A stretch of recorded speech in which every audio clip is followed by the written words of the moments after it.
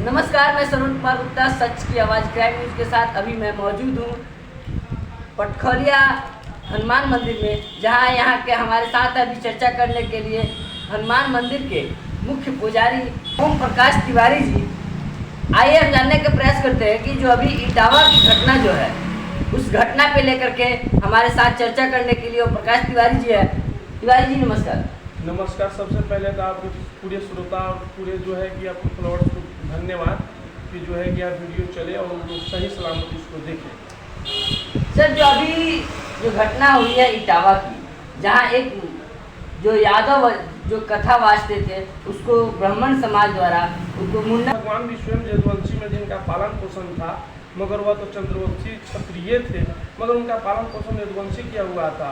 उस हिसाब से कथा वाचना का अधिकार सबको है, मगर उसमें यह निंदनीय है कि जाति छुपा के कथा वाचना या कहीं से सरासर गलत है।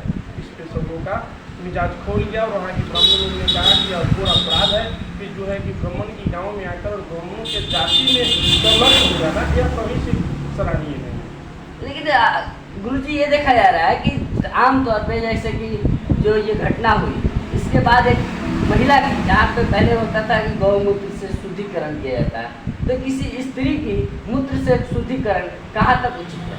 देखिए, सबसे पहला चीज़ है कि जो है कि राजनीतिक माहौल में जो है कि बिगाड़ने की साजिश है।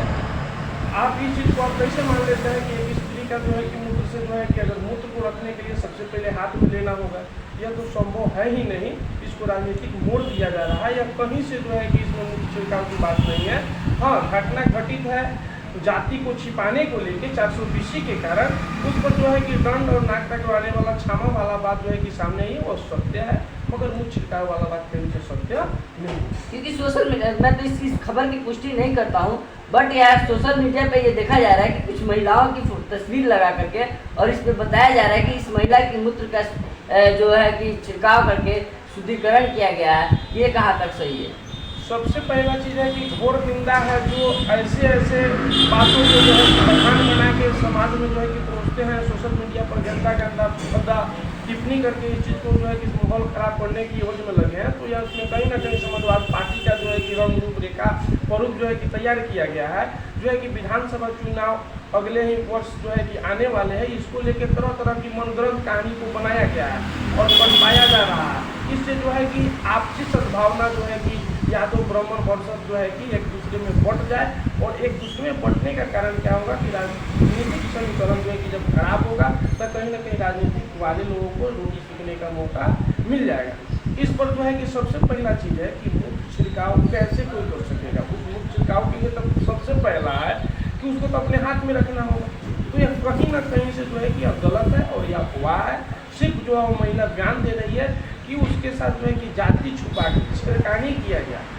दूसरी अक्सर छिड़काने के एवज में वहाँ की युवा लोग जो है तो तमाम बात मंगवाए, जो है कि नाक लगवाए। तो यह भी नहीं है, सिर्फ जो है कि क्षमा मंगवाया गया था कि आप ऐसा निंदनीय कार्य नहीं कीजिए और जाति नहीं छुपाइए। जाति छुपाने पर 420 का मुद्दा होता है। दूसरी ऑप्शन है, यह कहीं से सराहनीय नहीं है। जो लोग इस चीज़ को छिप रहे हैं वह निंदनीय है।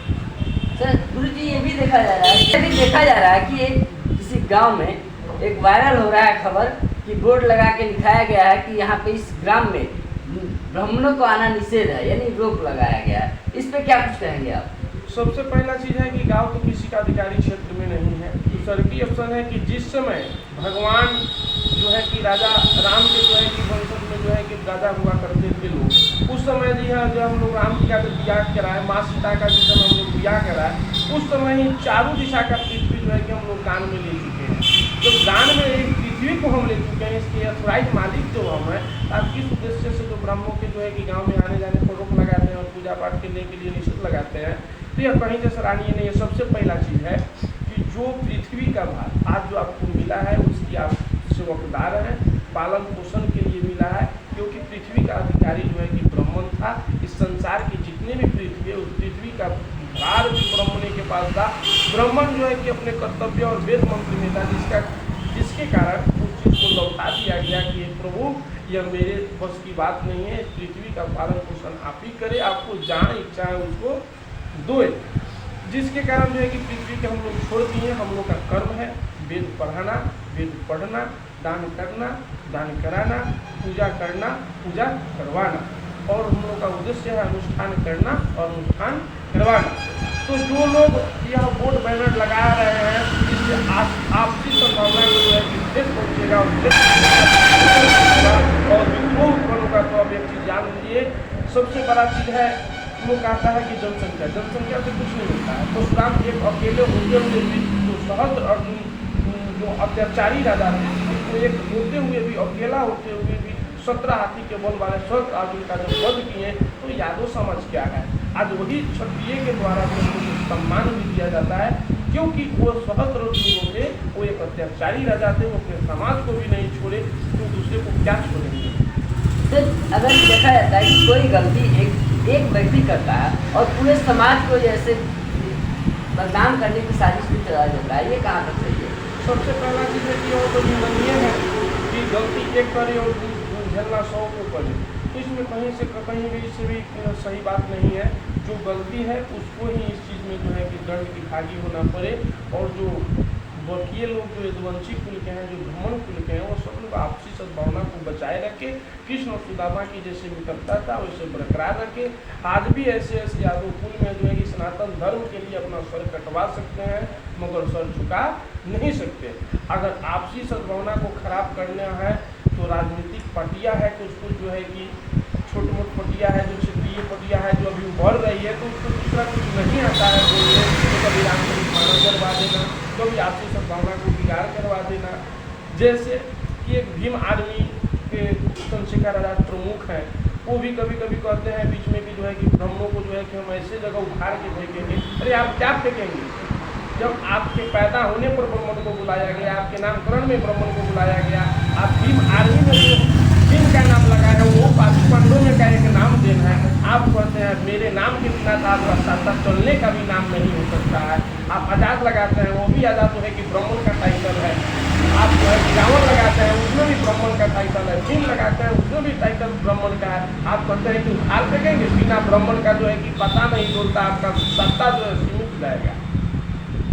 गुरु जी, ये भी देखा जाता है कि आमतौर पर ऐसी खबरें जो होती है कि किसी पार्टी को निषेध, जैसे कि गुजरात में कई जगह देखा गया था कि पार्टी में जैसे किसी पार्टी को इस ग्राम में आना, किसी पार्टी के नेता को ग्राम में आना निषेध है, तो कभी पार्टी के नेताओं को निषेध लग जाता है, कभी ब्राह्मण समाज को आने पर निषेध लगता है।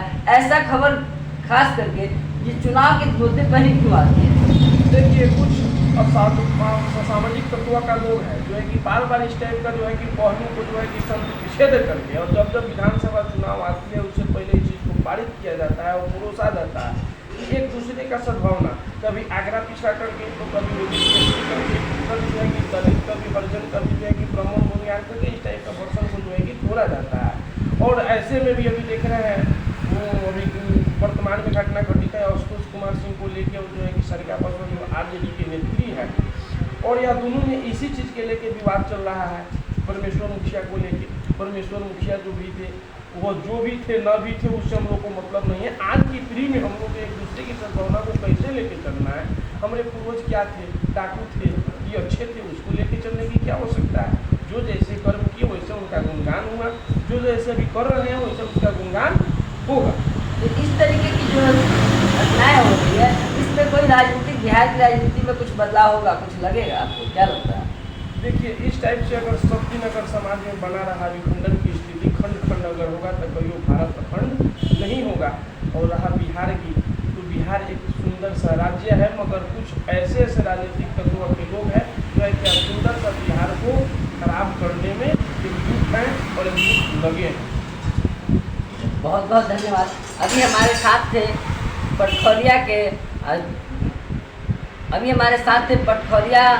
हनुमान मंदिर के मुख्य पुजारी ओम प्रकाश तिवारी जी। इनकी बातों को लेकर के आपका क्या राय है, कमेंट बॉक्स में ज़रूर बताएं। जय हिंद।